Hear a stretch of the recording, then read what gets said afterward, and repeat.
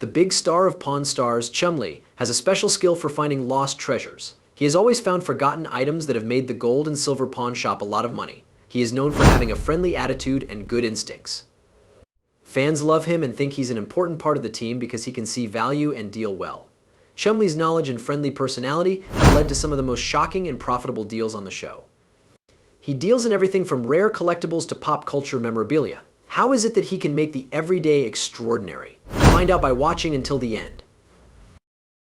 Richard Austin Lee Russell was born in Henderson, Nevada on September 8, 1982.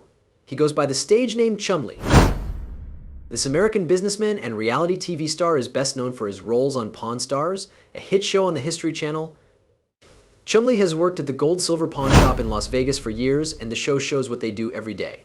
His rise to fame as a TV star is just as interesting as the things he values. Chumlee's nickname comes from a funny story. When he was about 12, the father of one of his friends said that he looked like Chumlee, the walrus from the cartoon TV show Tennessee Tuxedo, because of his big face and chin. Austin is now known as Chumlee after the name stuck. He grew up in Henderson and became good friends with Corey Harrison. In 1989, Corey's dad, Rick Harrison, and grandpa, Richard Harrison, opened the Gold and Silver Pawn Shop, and Chumlee quickly entered their world. When Chumlee was 21, she started working at the pawn shop. She did a lot of different jobs there, like trying items, loading goods, and writing tickets for customers who bought things, for 5 years. He did these things quietly behind the bar and became an important part of how the shop ran. His hard work and unique personality finally caught the attention of the shop's owners and producers, which led to him being cast in Pawn Stars, a reality TV show that premiered in July 2009. Chumlee is often the town idiot, the funny guy, and the subject of jokes on Pawn Stars, because he was thought to be stupid and incompetent. This description, however, only gives part of the story. Chumlee has shown that he knows a lot about certain things like pinball machines, sports memorabilia, sneakers, toys, and video games. In the classic second season episode Pinball Wizards, Chumlee shows how skilled he really is by surprising even Corey Harrison with how much he knows about pinball machines. Show that he is not at all stupid. It has been an interesting and exciting ride for Chumlee from working behind the bar to becoming a key player on Pawn Stars. He has shown over the years that his sharp eye and brave choices can help him make money. Let's talk about some of the best times Chumlee won a lot of money at the Gold and Silver Pawn Shop. For just under $4,000, Chumlee chose to buy a set of 3 samurai swords. Rick and Corey Harrison, 2 of his co-workers, were not sure. They didn't believe he knew much about this subject and were worried that he might have paid too much for the sword without checking to make sure it was real. To make things clear, they asked Mike, a swords expert in the area, to look over the collection. Mike began by looking at the first sword. It was in great shape and didn't have any big flaws. It did have a small but acceptable nick. The sword was signed by a famous fighter, which was the most important thing about it. It became much more valuable because of this. To Rick and Corey's surprise, Mike confirmed that this was an expensive piece. Mike then moved on to the second sword. He carefully took off the handle to see if there were any marks on it, and there was another name. This sword was made in the late 1400s or early 1500s, which makes it even more historically important. The quality of the work was excellent. The fact that the sword was in good shape added to its value. At first, the fact that the third sword had a fake signature seemed like bad news. Mike, however, said that the sword itself was old and valuable, even though the signature was fake. The artifact is from the early 1400s and is in good shape. Even though it said forged, this sword was still very valuable. Mike gave the final decision after judging all 3 swords. The set was worth about $13,000 altogether. Chumlee's risk paid off, and he made a big return on his $4,000 investment. This deal showed that he could see worth and make smart choices, showing that he was not the village idiot he was often portrayed as being on the show. In another interesting event, Chumlee handled a rare and expensive katana sword that Rick Harrison had bought for $16,000. Rick took the sword to Japan to have the best expert fix it up completely. It came back after 2 years. By using traditional Japanese lacquer and making fittings from the early 1600s, the restoration was very careful and brought the sword back to its former beauty. Mike, a sword expert in the area, looked at the now perfect katana and said it was worth between $35,000 and $40,000. Rick made it clear that this sword was not for sale because it had historical value. But things took a strange turn when Dana White, the head of the UFC, walked into the shop. Dana was looking for a brand new sword to add to his collection. When Chumlee saw a chance that couldn't be missed, he gave Dana the katana.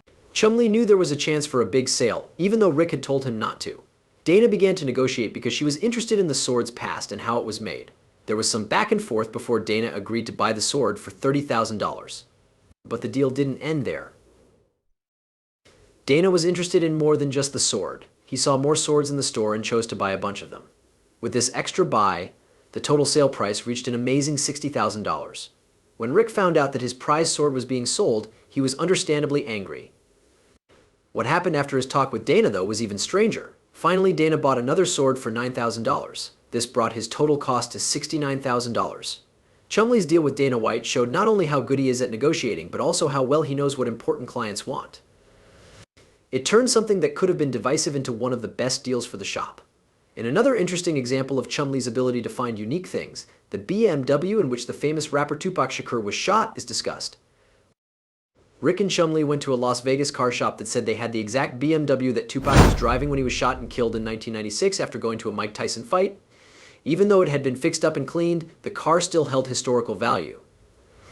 It came with paperwork that proved it was real, like a lease deal from Death Row Records that proved Tupac was in the car during the terrible event. Rick brought Warwick, his trusted expert on music items, with him to figure out how much the car was worth.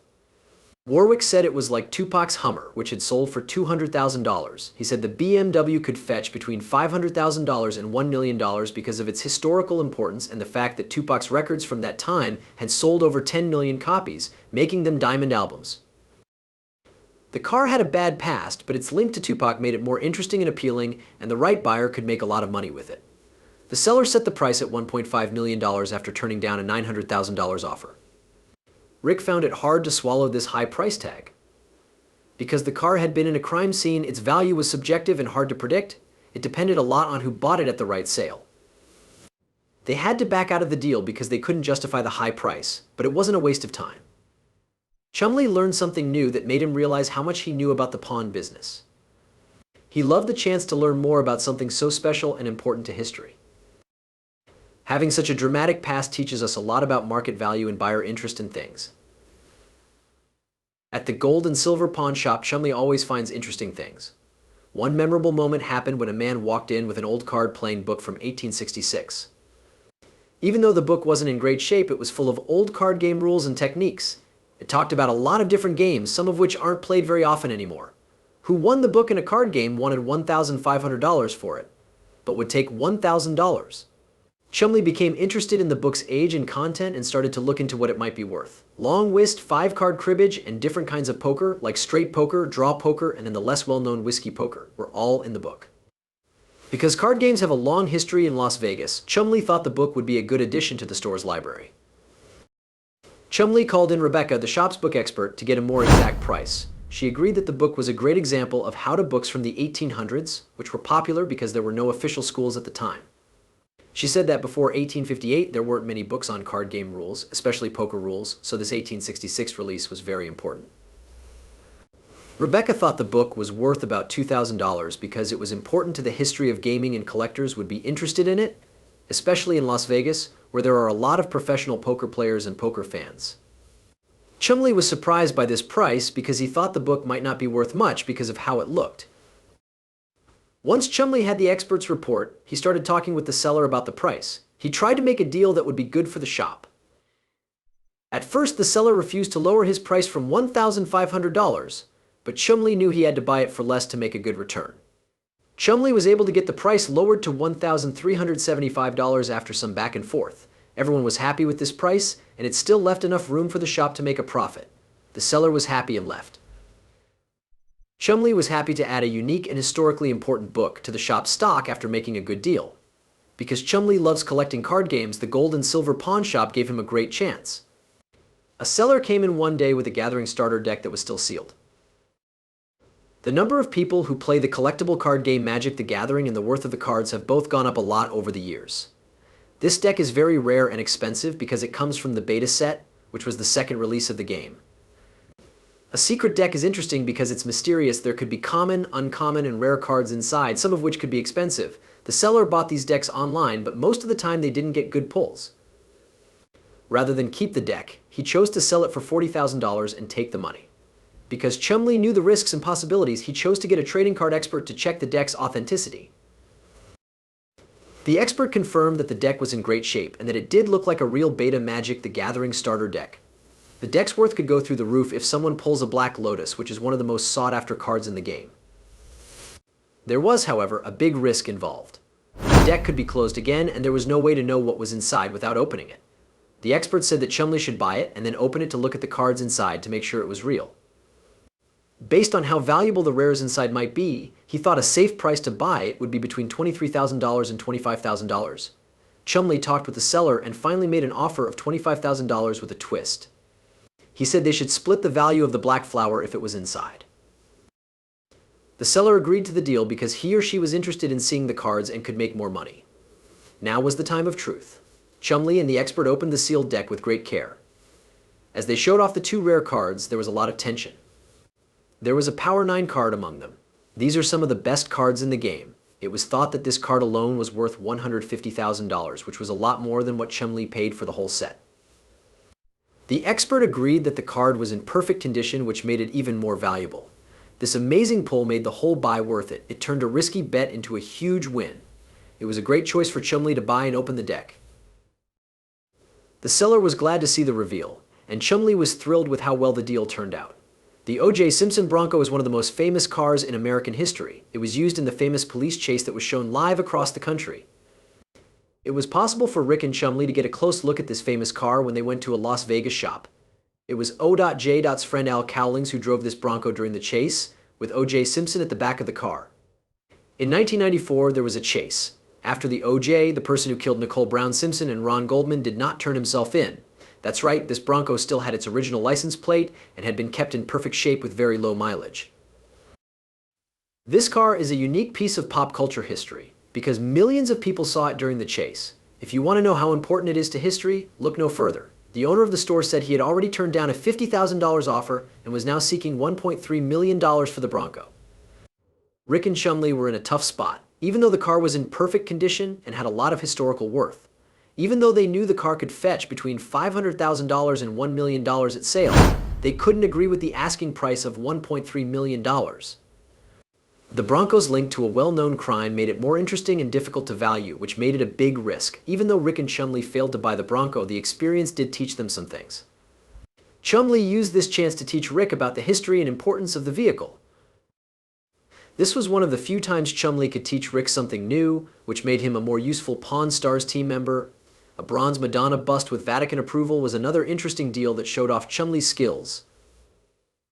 The seller wanted to pay for a kitchen remodel, so they first asked for $80,000 because they thought the bust's rarity and approval would make it worth a lot. The bust was a copy of Michelangelo's Madonna that was made with permission from the Vatican. This made it an important and valuable piece. He was interested but wary, and he knew he needed professional confirmation.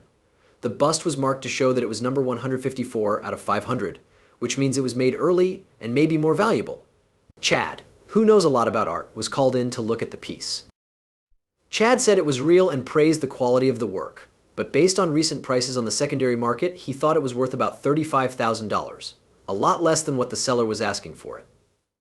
Because Chumlee knew the seller was upset and needed to make a deal that would make him money, he offered a trade instead of cash. He suggested trading 100 pounds of silver, which is worth about $24,000. The seller was interested in the idea of trading for something real and valuable, so they agreed to the deal, but only until the value of the silver could be proven. A smart move by Chumlee was to use a trade instead of a direct buy. Silver prices had been going up and down, and since they were going down, the shop stood to gain from the deal. By selling silver for cash, Chumlee was able to get the bust for less than what it was thought to be worth. This meant that he could make more money when he sold it again. This deal not only showed how good Chumlee was at dealing, but also how well he understood how markets work. It was smart for the shop to trade metal, which it already had, for a valuable piece of art. It showed that he could think strategically and creatively, turning problems into chances to make money. At first, Rick and Corey weren't sure about the trade, especially since the bronze Madonna bust wasn't worth as much as they thought it would be. But Chumlee's choice turned out to be good. By taking advantage of the falling price of silver, he was able to build up a balance that made the shop's assets worth more. He showed that he was smart about business by being able to take calculated chances and make decisions that could lead to big profits. Chumlee became a big star and fan favorite on Pawn Stars very quickly. People liked him because he was friendly and did funny things, which made him a common name. Chumlee took advantage of his newfound fame by starting his own business. He sold novelty items that he designed and set up public events. His products, which included everything from t-shirts to bobbleheads, sold better than that of other cast members. He sold Rick Harrison half of his business for $155,000 in 2010 because he saw a need for Chumley branded goods. This change made it easier for the pawn shop to handle the growing number of orders, which increased Chumley's fame and reach even more. Chumley became more well-known in pop culture outside of the pawn shop. In the episode of the hit TV show iCarly called I Lost My Head in Vegas, he played himself along with Rick and Corey Harrison. Getting on regular TV made him even more popular as a beloved reality TV star, which brought him even more fans. Chumley took another big step as a business in May 2017 when he opened Chumley's Candy on the Boulevard, a candy store right next to the gold and silver pawn shop. This business showed that he could branch out and make money off of his name, showing that he had business sense beyond the pawn shop. Chumley also loves cars and has a great collection that includes a Rolls-Royce Phantom, a Maserati Gran Turismo, a Cadillac Escalade, a Range Rover, a 1964 Impala SS, and his best, a 1986 Buick Regal that was modified with hydraulic lifts. Fans love another part of his personality that is very different from the others: his love for cars. His rise from working behind the counter to becoming a reality TV star and successful businessman shows how hard he works, how charismatic he is, and how smart he is when it comes to running a business. He is a beloved figure in pop culture and an important part of the Pawn Stars team because he can connect with people, see worth, and take calculated risks.